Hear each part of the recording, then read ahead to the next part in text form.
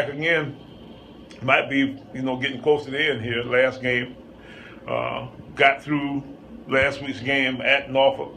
Tell you what, it was a little bit of a scary experience. Go through 3.5 quarters, I guess, maybe before we finally generated any points.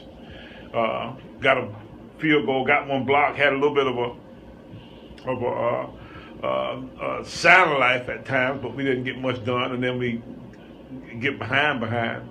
From that point on, I thought we played fairly decent. Our defense got a stop or two. It was basically our defense keeping us in the game until we finally found some offense. And then once we got to the point where we had to spread out and throw it, it looked like the best case scenario for us. We were a lot better that way than we were trying to run our base offense, trying to score. So maybe that's what we ought to go toward. I don't know. We'll see.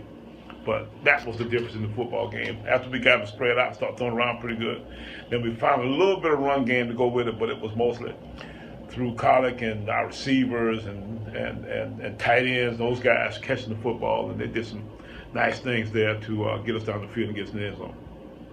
That's it. So the team was kind of true to form as far as the defense keeping you in the game. The offense finally decided, we'll take over late. Yeah, and we've maybe got to come to the realization that we just don't quite run the ball good enough, and we've tried to force that round peg into a square hole now for most of the season. Any time we've had a pretty decent team to play against the kind of medium teams, we can run against them, but against the good teams, the A&Ts, some of those kind of people, we hadn't been able to run the football good enough. And we get a bunch of holding penalties, that kind of stuff, and officiating so much different now.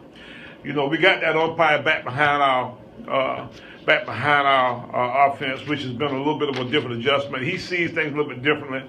We're trying to run the stretch play, and every time we get on the edge, somehow or another, they call holding. So, with that being the case, we just stay behind the chains so much till the run game has been pretty much relegated out of our attack. We can't run the football because we can't run the football without holding. We can't get the edge without holding. We can't block the edge without holding. So everything happens out there in a way where we got to figure out how to do something differently.